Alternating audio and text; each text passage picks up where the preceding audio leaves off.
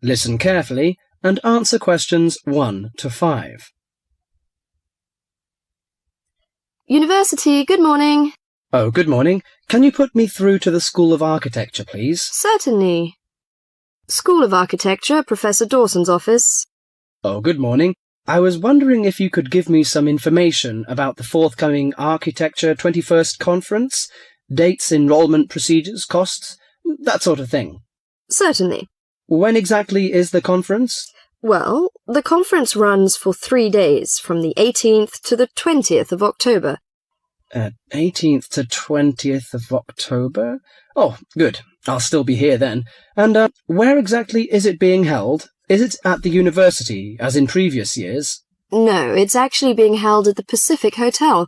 We've rather outgrown the university conference facilities, so we've opted for this new venue. Right, Paradise Hotel. No, Pacific Hotel. Oh, right. And presumably we can get accommodation at the hotel? Yes, but you'll need to contact them direct to arrange that. I'll give you the number for hotel reservations. Have you got a pen ready? Yeah, go ahead.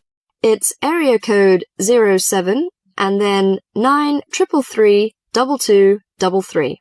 Okay, and what's the registration fee? Individual fees are $300 for the 3 days or $120 a day if you only wanted to attend for 1 day. Are there any student concessions? Oh, sure. There's a 50% concession for students, and that's $150 for the 3 days or $60 a day. And am I too late to offer to give a talk? Oh, I'm pretty sure you've missed the deadline for that. Oh, really? But I've only just arrived here in Australia. Is there any way I could have a paper accepted? Well, you'd need to talk to Professor Dawson. He's the person organising the conference this year. I can put you through if you like. Oh, yes, please. That'd be great. Oh, and can I just check the spelling of his name? Is that Dawson? Yes, that's correct.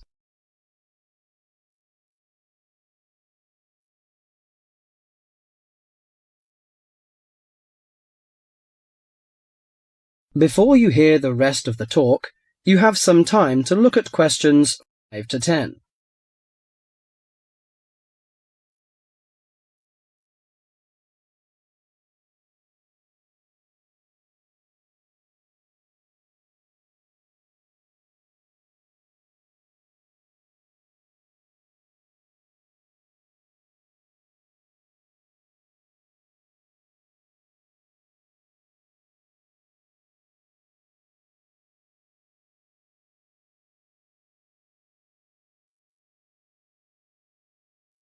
Now listen carefully and answer questions 6 to 10. Professor Dawson speaking. Oh, hello. My name is John Helston. I'm an architecture student at London University. I'm here in Australia for 3 months, looking at energy-saving house designs. Right. I'm interested in giving a talk on my research at the conference, but I believe I may have missed the deadline. Well, strictly speaking, you have. The closing date was last Friday. Oh, no! But we may be able to include your paper if it fits into our program, but you'll have to be quick. Okay, what do I need to do? Send me an outline of your talk, and make sure you'd include an interesting title for the talk, something to attract the delegates' attention. Okay, interesting title, right? The outline should be no more than 300 words, though. Right. I should be able to keep it down to 300 words, but would 400 be okay? No, not really, because we have to print it in the proceedings, and we just don't have the space. Sure, I understand. And also, can you send me a short CV, the usual stuff, name, age, and qualifications, that sort of thing? Right, include a brief CV. Actually, you can email it to me. That'd be quicker. Sure, what's your email address? Well, the best thing would be to send it to the conference administrative officer. The address is admin in lowercase, in small letters. Right. So that's admin@uniconf.edu.au. Right. I'll do that straight away. Thank you very much. You've been very helpful. Okay, well, we hope to see you in October then. That is the end of part 1. You now have half a minute to check your answers.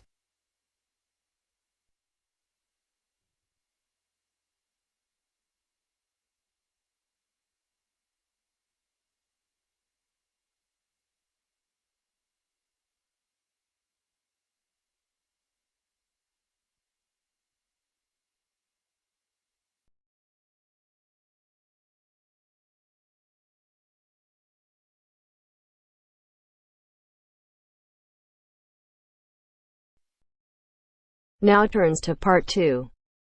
Part 2. You are going to listen to a radio program on sleep deprivation. First, you have some time to look at questions 11 to 15.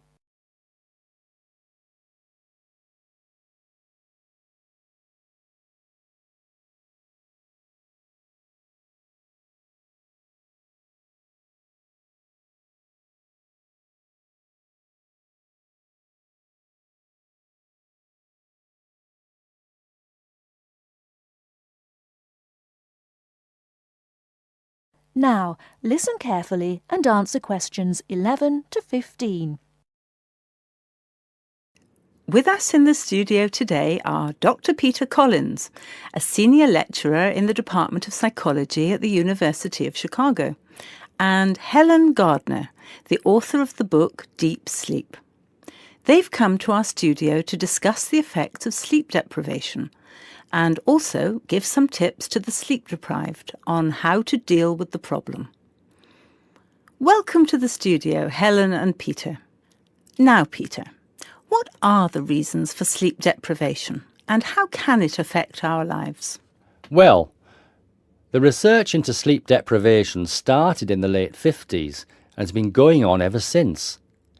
Many researchers link sleep deprivation with electricity, television and computers, which have enabled humans to work 24/7. Before electricity was invented, people's body clocks were synchronized with the sun's schedule, and the average time they spent sleeping was 8 to 9 hours a night. By 1975, that average was down to 7 hours, and today 1/3 of us sleep less than 6 hours a day. This leads to a condition called chronic sleep deprivation, which basically means going for extended periods of time with less sleep than your body needs. Chronic sleep deprivation can cause a variety of physical and psychological problems. At its most basic level, loss of sleep can make us more irritable and less efficient, and can affect long-term memory and concentration, which can result in more accidents. According to the latest research into sleep deprivation is the main reason for 3% of plane crashes, 10% of domestic accidents, 20% of accidents at work, and 45% of all traffic accidents.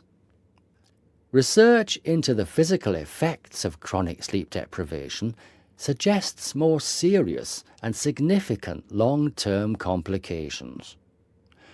Research from my university, the University of Chicago, has shown that sleep deprivation interferes with how the human body regulates insulin and sugar metabolism, which can increase the risk of diabetes. People who are sleep deprived have weakened immune systems and are more prone to viruses and other kinds of infections. People who don't get enough sleep have cognitive problems or difficulties processing and assimilating new information. Lack of sleep affects long-term memory and slows down such abilities as judgment and reaction times. Some researchers link sleep deprivation with obesity, indicating that sleep disorders and eating disorders are often linked. Before you hear the rest of the talk, you have some time to look at questions 16 to 20.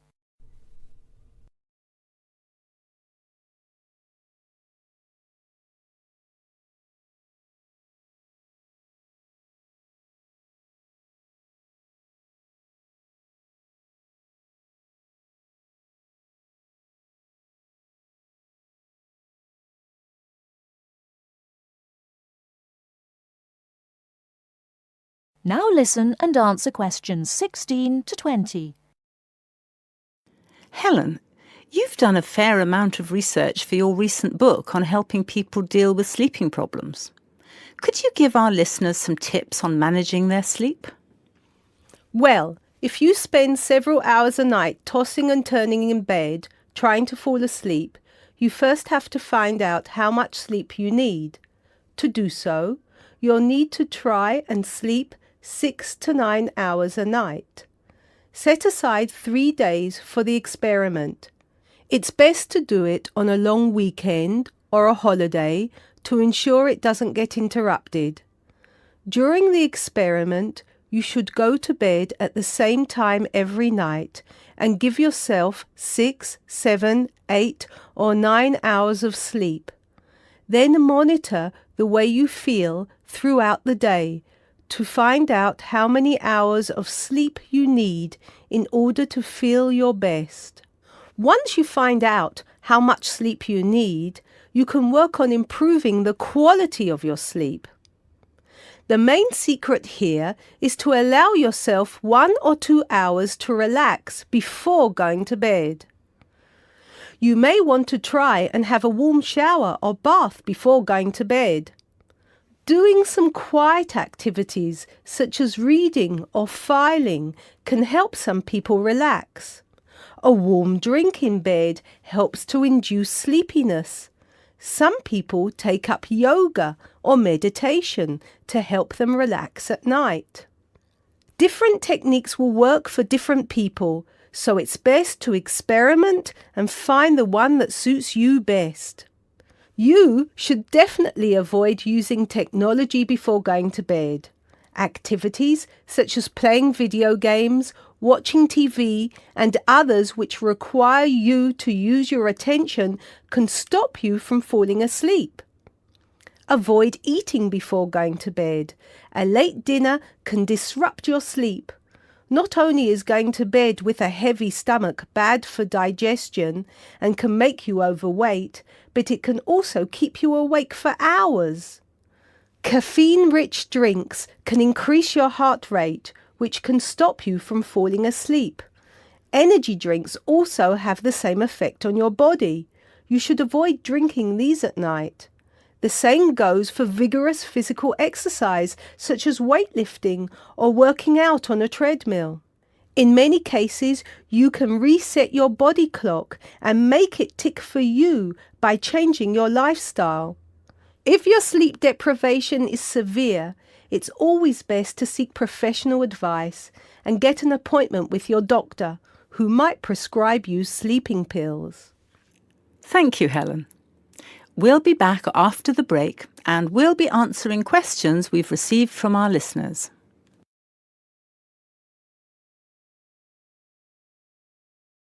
That is the end of part 2. You now have half a minute to check your answers.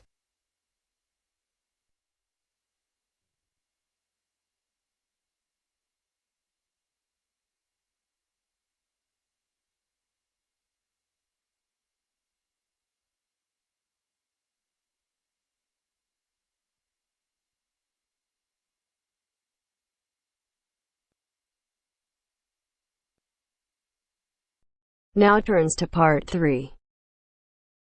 Part 3. John has applied to train as a teacher and is being interviewed. In this stage of the interview, the interviewer will discuss John's previous studies and work experiences. First, you have some time to look at questions 21 to 25.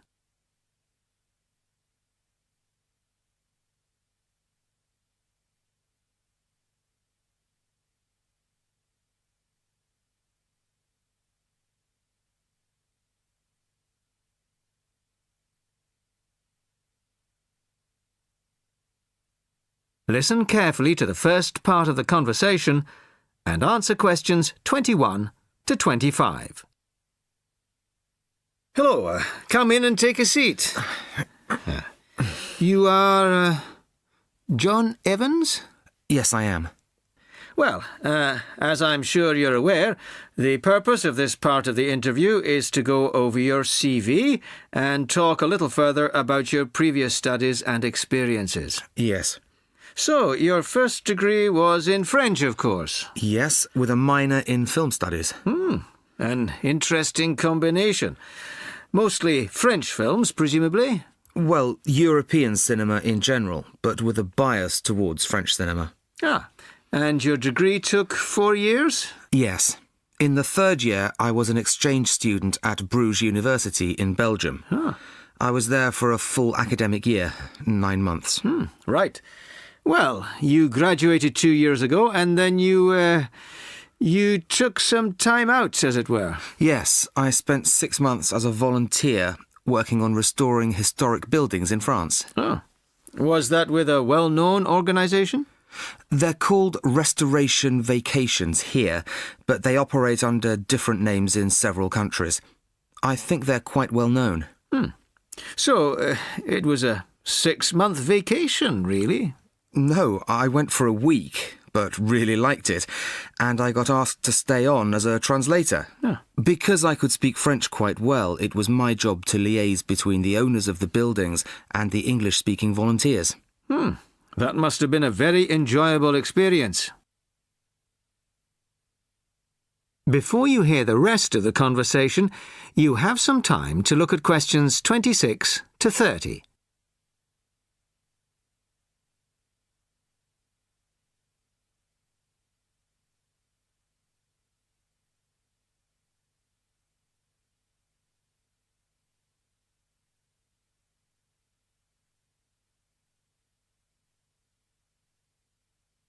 Now listen and answer questions 26 to 30.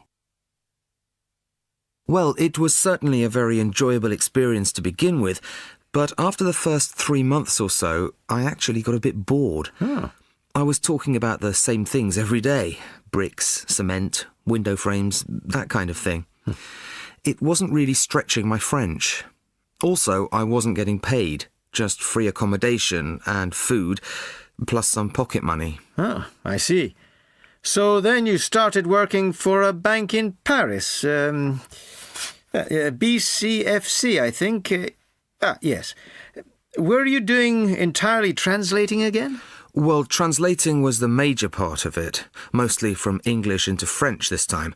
Official documents, letters, that kind of thing. Much more challenging. But I was also in charge of coordinating the translation work going on in the bank's offices in Switzerland, Belgium, and other parts of France. What did that involve? It was simple, really. I just had to keep track of what had been translated in each office. To save wasting time having the same document translated twice in different offices. So, you stayed there for a year and a half, and then you left. Why was that? Simple. To apply for this course. I see. Why give up a secure job in Paris to train as a teacher here? I've always imagined that I'd be a teacher, really. I loved being in Paris, but I wouldn't want to spend the rest of my life working for a bank. Do you think your experiences in France will help you as a teacher of French? It certainly helped my French, and my experiences certainly gave me a much better understanding of French culture.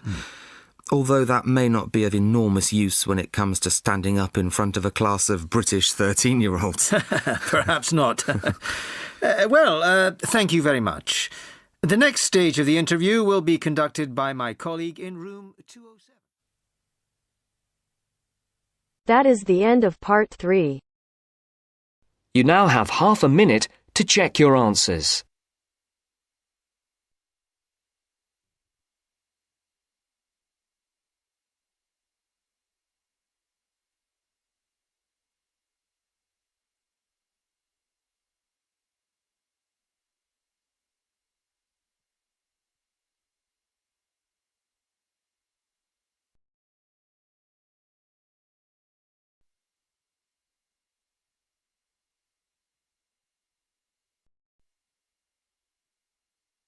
Now turns to part 4. Part 4. First, you have some time to look at questions 31 to 40.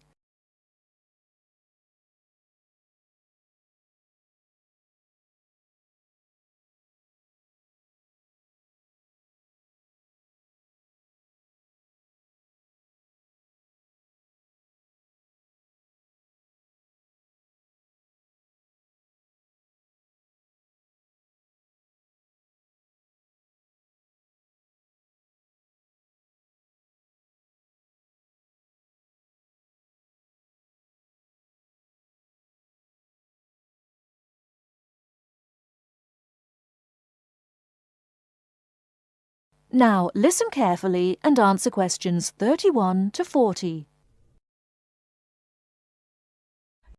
Hello and welcome. My name's Carolyn Tan. Just as there are a great number of different courses and places to study here, the teaching methods used and the skills you need will vary, depending on the subject you study and the college or university you attend. All courses vary, but most include some of the teaching methods I'm going to talk about today. Generally speaking, in some subjects, you will have timetabled classes for most of the week. In others, you may only have a few hours timetabled and will be expected to work independently for a substantial amount of time. Working independently is crucial at university. I'm going to go over the three main types of teaching method you will have here. These are lectures, seminars, and tutorials. There are other methods that you will come across, like workshops, group work, and practical work, but I'll describe the three main types for now. I'll briefly describe what they are and try to give you some helpful advice in dealing with them. Let's start by looking at lectures. These are large classes, usually lasting around 1 hour, where a lecturer or tutor talks about a subject and the students take notes. On some courses there can be over 100 students in a lecture. Unfortunately, there is usually little or no opportunity to ask questions during the lecture. Lectures are usually intended to do three things. Firstly, to guide you through the course by explaining the main points of a topic. Secondly, to introduce new topics for further study or debate, and thirdly, to give you the most up-to-date information that may not be included in textbooks. So as you can see, it's essential to go to lectures. Of course, you need to take notes in lectures. Remember, you don't need to write down everything the lecturer says. Try to concentrate on the main points and important details. Most lecturers use stories, examples, and even jokes to illustrate a point. And you shouldn't write these down. When you take notes in lectures, abbreviations and symbols for common words and terms can help you write faster. If there is something you don't understand, make a note to ask after the lecture or in a tutorial. Most students try to write up their notes after a lecture. It's a good idea to try to be organised. Keep your notes from your lectures in order in a file, but don't just file the notes away until your exams. Read through them regularly, as this will help you with your revision. It's really important to go over your lectures. As an international student, the lecturer will recognise that you may need more help in lectures and that you may want to record the lecture on a digital recorder. If you do want to do this, ask the lecturer's permission first. They will usually agree. Finally, don't worry if you find it difficult to understand the lecturer at first. This will get easier as you get used to their style and as your English improves. OK, that's enough about lectures. Let's have a look at seminars now. Seminars are smaller classes where students and a tutor discuss a topic, and they often last about the same time, if not longer than lectures. You will know in advance what the topic is, and the tutor will usually ask some students to prepare a short presentation for discussion. Seminars are usually meant to encourage debate about an issue. This means different opinions will be expressed by the tutor and students. The aim is not for students to be told the correct answer, but to understand different arguments and make judgments about them. This process helps you learn to analyse topics critically. Some international students find that seminars can be a bit frightening, especially if they're not used to this kind of teaching. Don't worry. Many other students feel the same at first. Participating actively in seminars is an important part of the learning process, so try to contribute, even if it seems difficult at first. It is best to do some reading before each seminar, so that you are familiar with the topic and can follow and contribute to the discussion. It may help you to make notes before the seminar of any points you would like to make. If you're having difficulty in seminars, discuss this with your tutor. And finally, I'll give you information on tutorials. Tutorials are meetings between a tutor and an individual student or small group of students. These usually last between 15 and 30 minutes. In a tutorial, the tutor will give you advice and guidance on a piece of work you are doing or a piece of work you have completed, or even a problem you may be having with a topic or with study methods. You should try to ask questions during tutorials about your work or about topics raised in lectures and seminars. Well, that's all for teaching methods. I'll go on now to talk about the different kinds of examination. That is the end of part 4. You now have half a minute to check your answers.